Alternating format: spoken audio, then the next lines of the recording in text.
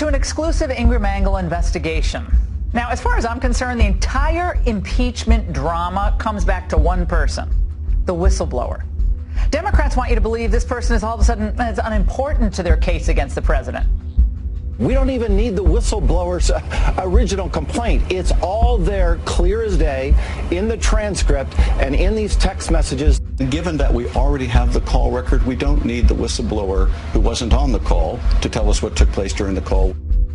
But tonight, the Ingram Angle obtained exclusive documents that show just how important he or she is. Now, we got our hands on a batch of State Department emails from May of last year. The chain centers on a request from the New York Times reporter Ken Vogel. Now, you might remember he's the former Politico reporter who wrote this story about Ukrainian efforts to hobble Trump's presidential run in 2016.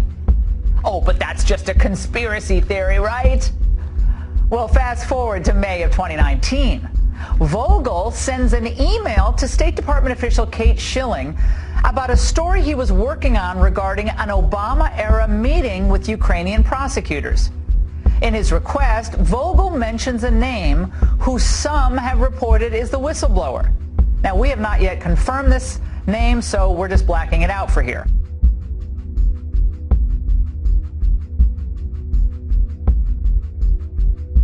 Now, Vogel's email reads as follows.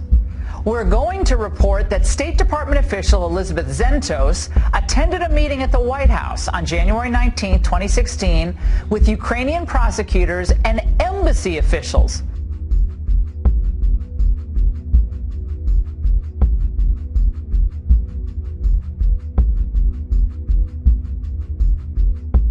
The subjects discussed included efforts within the United States government to support prosecutions in Ukraine and the United Kingdom of Burisma Holdings and concerns that Hunter Biden's position with the company could complicate such efforts.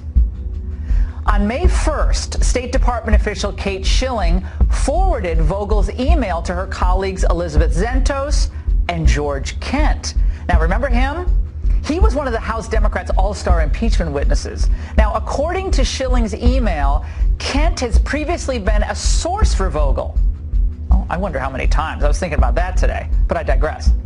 Now, follow-up emails reveal the conversation ending on May 3rd when the State Department eventually just declined to comment. We at the Ingram Angle were, however, able to corroborate details of the January 2016 meeting. However, we did this, of course, using archived Obama White House visitor logs. They're not going to tell us. We have to go to the logs. You can see them on the screen now. They show that the person who many believe to be the whistleblower checked in numerous Ukrainian officials into the White House on January 19, 2016, the day Vogel claims there was a meeting on Burisma and Biden. Also at the meeting were Ukraine's lead anti-corruption prosecutor and the head of the country's anti-corruption bureau, both of whom were there to discuss the complications of Hunter Biden's sweetheart gig. So what happened to that New York Times story about the 2016 meeting? Pretty hot, don't you think?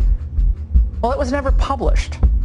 We asked Ken Vogel, the reporter, why nothing ever came of it, but he didn't respond. The New York Times director of communications did, however, also refusing to answer our questions about why the story never ran, instead noting that Vogel's request for comment was just consistent with their news-gathering process. Got it. Nothing to see here.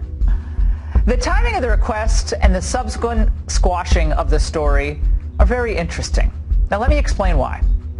Biden announced his candidacy on April 25th, 2019. The exchanges we laid out here in this segment occurred the following week. So now we have some questions. Number one, why wasn't the whistleblower concerned about Joe Biden overseeing Ukraine policy while his son was cashing in? Was it only troubling when Trump himself tried to get this thing investigated, this entire unsavory deal? Number two, why didn't this story ever run? Did Biden's team manage to put it down?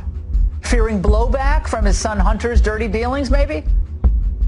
There's a reason Adam Schiff and now Chuck Schumer fume, as they did tonight, over the very idea of Hunter Biden testifying. They know in their heart of hearts that Ukrainian corruption reached back all the way to the Obama administration, and they did nothing. His testimony would also force the Democrats to admit that their 2020 frontrunner oversaw U.S. policy in Ukraine while his own son was bilking their system for $50K a month.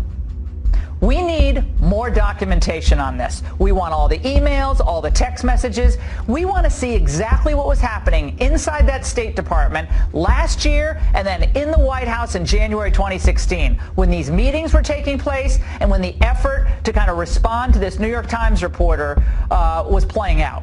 There's a lot more to uncover, and we hope that maybe some of our friends in the media will actually start thinking this is as big a story as it is.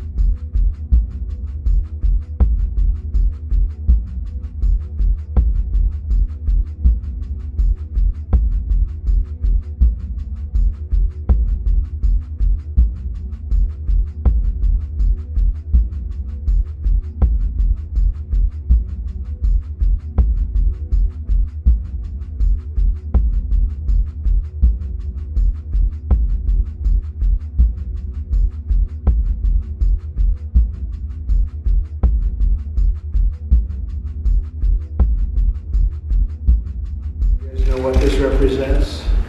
Tell us, sir. Maybe it's the calm before the storm. What's the storm? Could be the calm before the storm. What storm is We have the world's great military people in this room, I will tell you that. And we're going to have a great evening. Thank you all for coming. What storm is the president? You'll find out.